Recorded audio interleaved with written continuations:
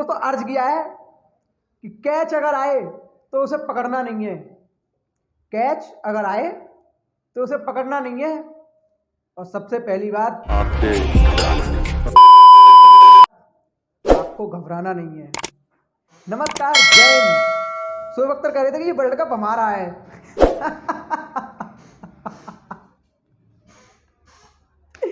ये world cup हमारा है। नहीं, इससे पहले मुझे इस वर्ल्ड कप में घुसने का मौका कभी मिला ही नहीं यार, कभी नहीं मिला। इन्होंने हिंदुस्तान को हराया था, बहुत टेंशन हुई थी यार, दुख इतना था कि पूछो मत। लेकिन तब भी हम उसे खेल की तरह ले गए कि चलो यार कोई बात नहीं, मैच थे, हार गए। लेकिन इन्होंने उंगली कर करके उसमें यार इमोशंस घुसेड़ दिए। इन्होंने कह दिया कि ये इस्लाम की जीत है। अबे तो पाकियो, कल जो तुम हारे हो वो ईसाइयत की जीत है।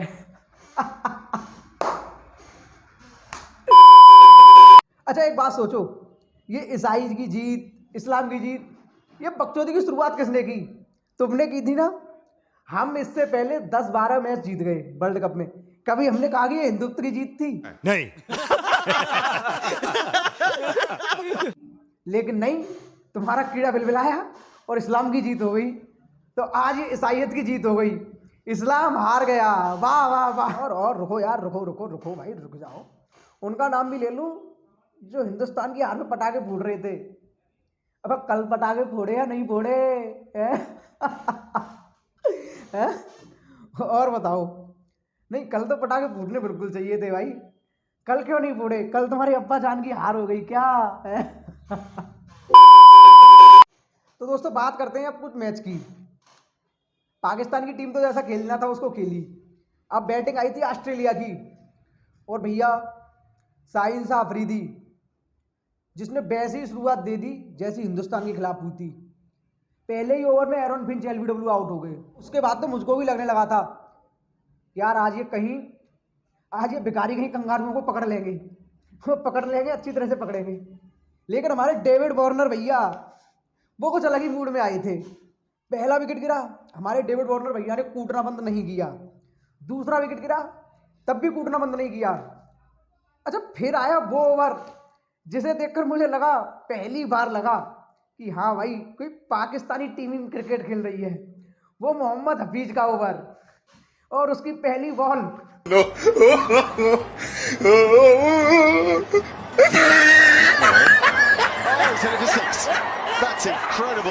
प्रोफेसर हफीज को लगा कि वो किसी 2 साल के बच्चे को बॉल खिला रहे हैं। वो भैया वार्नर भैया ने टांग दिया। अच्छा, बहुत से लोग कह रहे थे कि स्पिरिट ऑफ गेम, यानी खेल भावना के तहत ये मारना नहीं चाहिए था। क्यों नहीं मारना चाहिए था? अबे हैं, बॉल मिली थी, उन्हें मारना चाहिए था। जब डेविड वार्नर आउट होके गए, वो आउट नहीं थे, तुम्हें भी तो खेल भावना दिखानी चाहिए थी, बुला लेते वापस उनको। हैं? नहीं, खेल भावना दिखाने का ठेका सिर्फ और दूसरों ने ले रखा है, तो वही खेल भावना नहीं दिखाओगे, तुम बस बम फोड़ो। अच्छा भैया, उसके बाद डेविड वार्नर भी आउट, और मुझे लगा यार ये भिखारी अब तो काम कर गए अपना।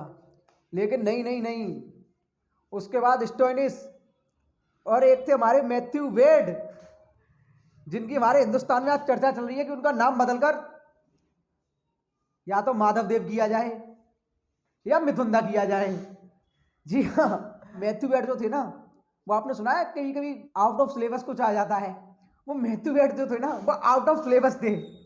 सबकी तैयारी इन पाकियों ने की थी, लेकिन मैथ्यू वेड का कोई ध्यान नहीं था। और मैथ्यू वेड भैया ने आते ही धुआं निकाल दिया।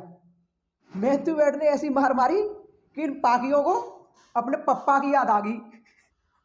इससे पहले मैं आपको फ्लैशबैक में ले जाऊं, बात 2010 की है। तब भी कुछ सेम ऐसी कंडीशन थी। सेमीफाइनल का मैच था ऑस्ट्रेलिया और पाकिस्तान के बीच, और ऑस्ट्रेलिया को 3 ओवर में जीतने के लिए 48 रन चाहिए थे। वहां पे आए थे माइक हसी, और यहाँ पे थे मैथ्यू वेड। राशि एक ही थी, बच कैसे जाते। और फिर आया दोस्तों पारी का 19वां ओवर।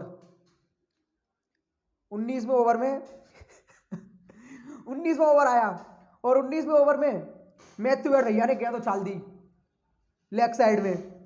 और वहां एक थे हसन अली, जो भागते आ रहे थे, और हसन अली ने मैथ्यू वेड भैया का कैच छोड़ दिया। उसके बाद ग्राउंड पे जितने पाकिस्तानी थे सबके दिल टूट गए। अच्छा, ग्राउंड पे तो सब पाकिस्तानियों के दिल टूटे थे, लेकिन अब हसन अली भैया पाकिस्तान जाएंगे ना तो हसन अली भैया की कुछ और ही टूटेगी। चले। अच्छा, इसका फायदा साइंस आफरीदी ने भी उठाया। हसन अली के कैच छोड़ने का फायदा साइंस आफरीदी ने भी उठाया।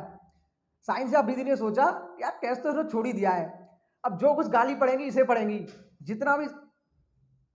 जितनी भी टूटेगी ना इसकी टूटेगी। तो ये साइंस आफरीदी भैया ने भी ना लगातार 3 गेंदों पे 3 छक्के खा लिए। वो शस्त्र जो पाकिस्तान ना वर्ल्ड कप में सबको धौंसा के रख रहा था कि देखिए हमारे पास क्या है, वर्ल्ड कप का अंत उसी ने करवा दिया। वाह, मैथ्यू वेड भैया ने मैच तो जिता दिया। अब मैथ्यू वेड भैया के मैच जिताने के बाद हिंदुस्तान में ना बहुत कुछ है, हिंदुस्तान में बहुत कुछ हुआ है। हिंदुस्तान में भी कल खूब पटाखे फूटे हैं।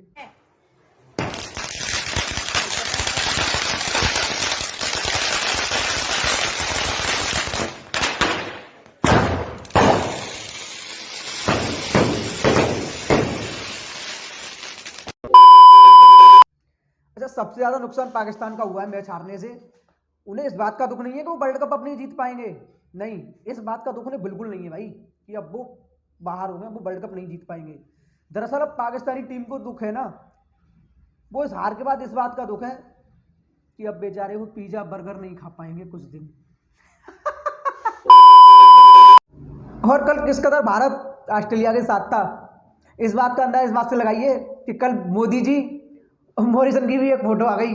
नहीं, वैसे फोटो पुरानी है, लेकिन ये फोटो इस टाइम पे वायरल हुई है ना, उसका कुछ अलग है। भैया मैथ्यू वेड भैया के लिए तो इतनी पॉपुलरिटी इंडिया में इस टाइम हो चुकी है कि अगर अभी भारत में चुनाव हो जाए तो मोदी जी के बाद अगर किसी को सबसे ज़्यादा वोट मिलेंगे तो वो मैथ्यू वेड को मिलेंगे।